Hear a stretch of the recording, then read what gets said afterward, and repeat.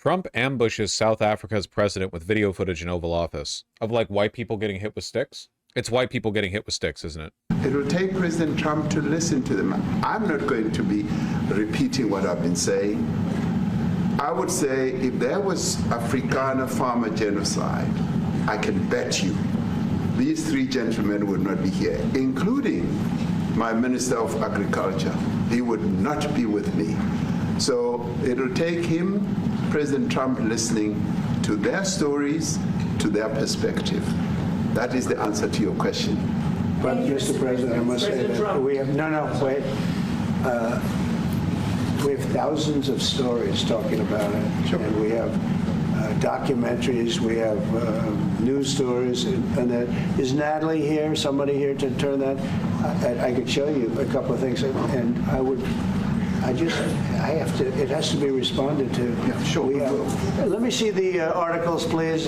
People attributed the weird fixation with white South Africans to Elon, but it's probably like a 33-33-33 split between Elon, who's now out, J.D. Vance, and Stephen Miller. You have to understand that the idea that white South Africans are being persecuted in South Africa is like a huge alt-right meme online. Lauren Southern was screaming about this like 5, 6, 7 years ago. I don't remember how long. It's just one of their big bits, right? The real dream of the white supremacist is living in a majority non-white country, but stepping on the faces of your underlings forever, right? That's like the real dream.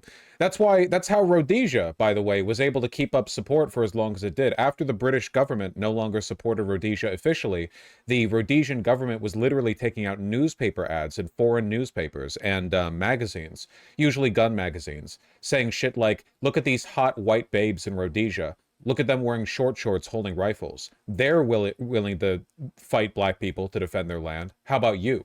It's the same basic idea, right? Like if white Southerners in the antebellum South hated black people so much, why fight so hard to live in a society with them, right? Well, obviously their hatred for being around black people was superseded by their love of dominating black people. And you're all going to be weird and horny about that, which I think is weird in the context of slavery. And I'm essentially saying you're like being problematic, but I'm sort of heading that one out of the past. Though if none of you are weird about it, that makes me sound weird for preempting it. So if at least one of you could, none of you? Okay. Okay.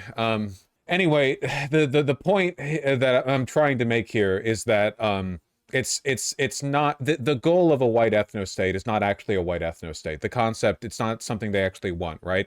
Germany was, by modern standards, roughly close to a white ethno-state in 1930s, as many European countries were, just because the globalization of travel and the economy hadn't really happened yet. And what did the Germans immediately do? Expand their borders so that it encompassed more non-Germanic people.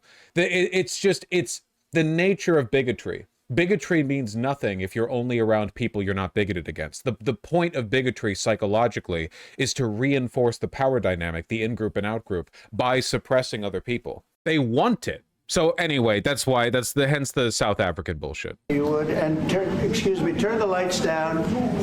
Turn the lights down and just put this on. It's right behind you. Johan. There's nothing this parliament can do.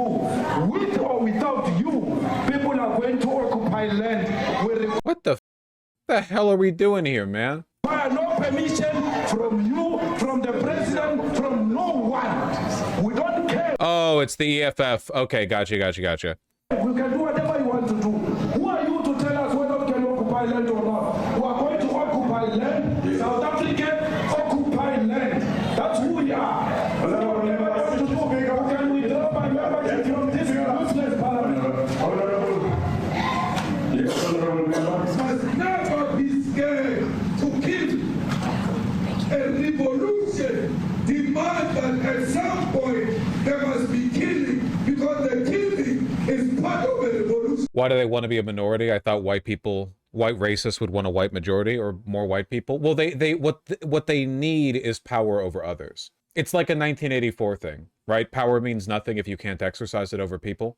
What's the point of being like a wealthy businessman if the only people you know and interact with are other wealthy businessmen? You might as well be like a normal guy to them. You need the worker underneath you to stomp on. It's how power works. Like, power is the ability to make people do what they don't want to do. There's just, ideologically, there's no point to white supremacy. White supremacy wouldn't even be an ideology in a world without non-white people, right? Like, if you snapped your fingers and there were only white people left, white supremacy would no longer be a coherent ideology. So how would you rally around it? It's a dynamic where you need the in-group and the out-group. The homophobe will always need the homosexual. The transphobe will always need the transphobe. Have you seen how TERFs post on Twitter? They have nothing going on in their lives except being angry about trans people. What do you think would happen if there were no trans people? They would have to invent them and start screaming about butch lesbians or whatever. You understand me? Anyway, the EFF party is pretty embarrassing, but not as embarrassing as this. I want to see more of it. It's major fraud, mortgage documents, and fraudulent everything. I haven't made up my mind. I hate to see it.